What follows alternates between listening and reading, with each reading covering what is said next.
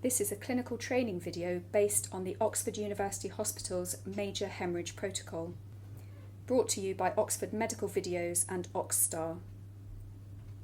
In this video you will learn how to activate and use the Major Haemorrhage Protocol, how to transfuse emergency blood using SafetyX, and the importance of communication for the implementation of this protocol.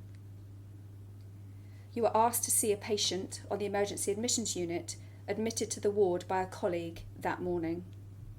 The patient had presented to his GP with acute abdominal pain, and you are called to see the patient as he's vomited blood twice that morning. Hello, George. That was an awful lot of blood there, wasn't it? I know. All right, don't you worry. We'll get the doctor to come and have a look at you. Hello, it's Graham, the F1. Oh, hi, Graham. I'm Sally. I've just been looking after Mr. Smith for a couple of hours since Hello, he came Mr. in. Smith. He's vomited quite a lot of blood. He saw his GP this morning because he had some abdo pain, and that's the result. Right, okay, let's have a quick look at him then. Hello, Mr. Smith. My name's Graham. I'm one of the doctors. Hello, doctor. Alright, so he's talking to me, so he's clearly got a patent airway. Let's have a look at his chest and assess for breathing. So good symmetrical chest movements, good breath sounds, and I can feel it on my cheek, but SATs of 91%. Do you mind popping oxygen on high flow, non-rebreathe, and we'll just have a listen to that chest.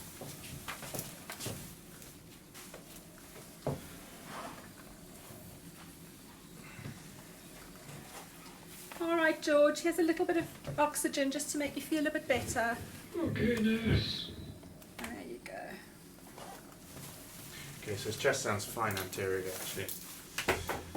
Okay, heart rate of 120 is quite tacky. Let's have a feel for rhythm.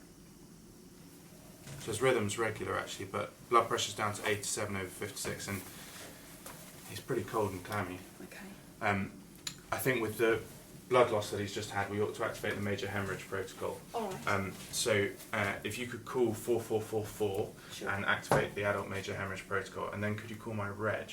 Yeah. Do you know where I can find a copy of it? Yeah, it's on the emergency tally. Great, thanks. The Major Haemorrhage Protocol can be found on every crash trolley across all 4 OUH sites. It is also found on the intranet on the blood transfusion page of the A to Z directory.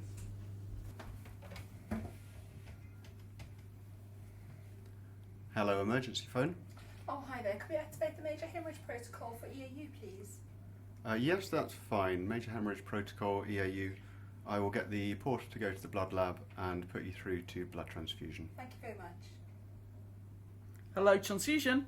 Oh, hi there. Could we activate the Major Haemorrhage Protocol for EAU, please? Yeah, sure. Do you want to give me some patient details, surname and hospital number, please? Yeah, sure. We've got George Smith.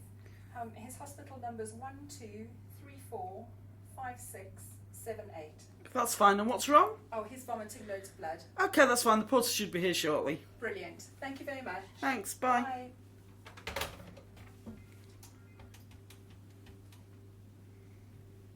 Hello, switchboard. Oh, hi there. Could you fast bleep the medical registrar, please, to EAU? Medical registrar to EAU. I'll do that now. Lovely. Thank you very much. When activating the Major Haemorrhage Protocol, you should dial 4444. You will be put straight through to switchboard, who will ask you where you are. The switchboard will send a porter straight to blood bank, and they will pick up the Major Haemorrhage Pack 1. Switchboard will put you through to blood bank, and you must have the following details available. These include the full name of your patient and their hospital number. If your patient is unknown, you will have received a codified name. The porter will remain with you for the entirety of the Major Haemorrhage Protocol. All right, Graham. I've activated the Major Haemorrhage Protocol, and I've left your registrar know. Fast bleeped him. Great, thank you very much. Looking at the protocol, actually, we need to give this guy some tranexamic acid. Okay. So he needs a 1 gram bolus. All right. If you don't mind doing that for me now, is that all right? Yeah, no worries. Whilst waiting for the blood to arrive at the patient's bedside, follow the first part of the Major Haemorrhage Protocol. This includes administering oxygen, securing good venous access, and considering administering tranexamic acid. In major hemorrhage due to trauma, tranexamic acid should be given within 3 hours of injury. This is as a 1 gram bolus followed by a 1 gram infusion over 8 hours. This should be started within 3 hours of injury. The major hemorrhage protocol is initiated on clinical need and without the requirement for any blood results. But standard laboratory tests, such as venous or arterial blood gases, full blood count, coagulation including a fibrinogen, calcium and urea and electrolytes should be checked at the start of the major hemorrhage protocol and between each major hemorrhage pack. Or every 30 to 60 minutes. There is a major hemorrhage lab test power plan on EPR called Major Hemorrhage Lab Test Power Plan to assist with requesting blood tests.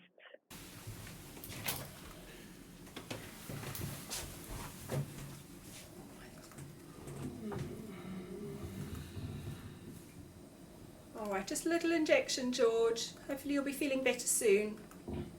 Okay. Okay, that's it. His SATs are picking up 96, 95. Blood Okay. pressure's still pretty low though. He's still quite cold. Thank you very much. Here's the blood then. Great. Alright, so one of each of those. So we've got some O negative blood, which expires on the 2nd of June this year. Okay. And some AB positive FFP, which expires on the 9th of July this year.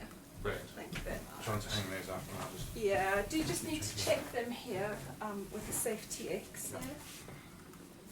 This is a short demonstration of how to use Safety X for transfusing emergency blood.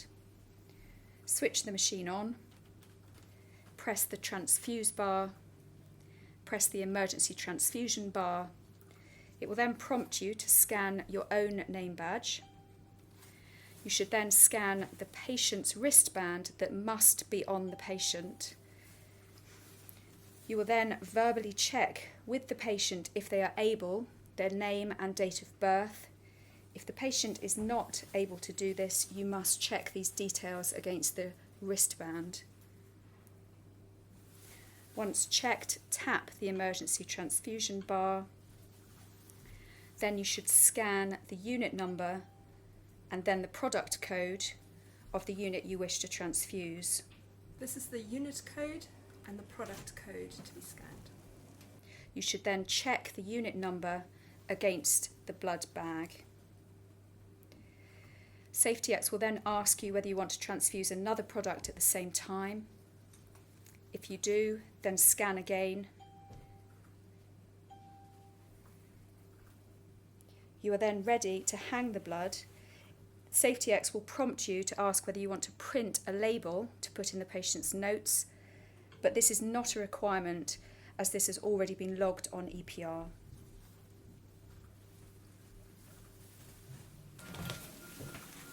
Okay, Mr. Smith. Good. I still don't feel very well, Doctor. Alright, we're just hanging some blood for you, so hopefully that will perk you up a little bit, alright? Thank you. That's one. Let's get the FFP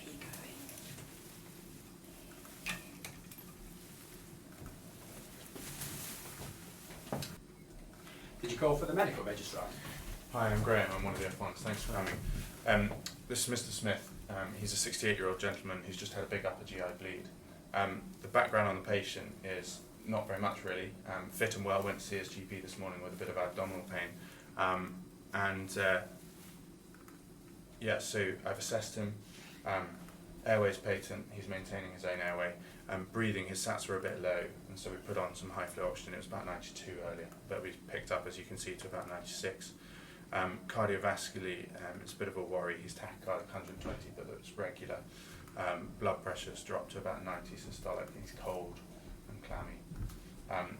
In terms of where to go from here, if you could take over, really assess him, and we've activated the major hemorrhage protocol, but not quite sure where to go from here. Okay, fantastic. So just to confirm, this is Mr. Smith. He's a 68-year-old gentleman who's previously fit and well.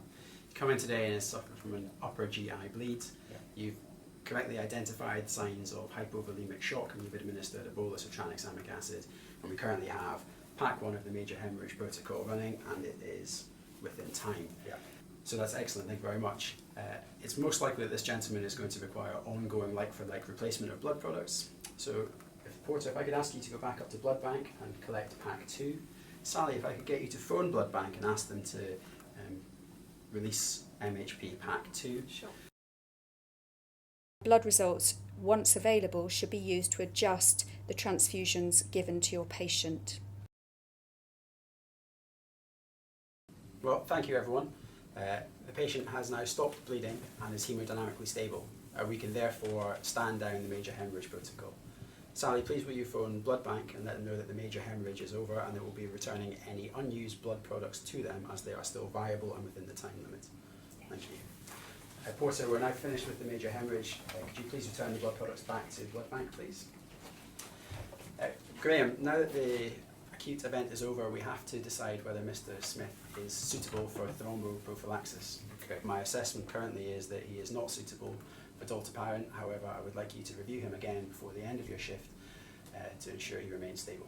Sure. Thank you. Okay. This video has shown you how to find, activate and follow the major hemorrhage protocol. It shows you how to deliver blood safely to your patient in an emergency setting. The scenario highlights the importance of a clear, concise and structured handover. And finally, the video shows that you must stand the major hemorrhage protocol down and return blood products to blood bank in a timely fashion.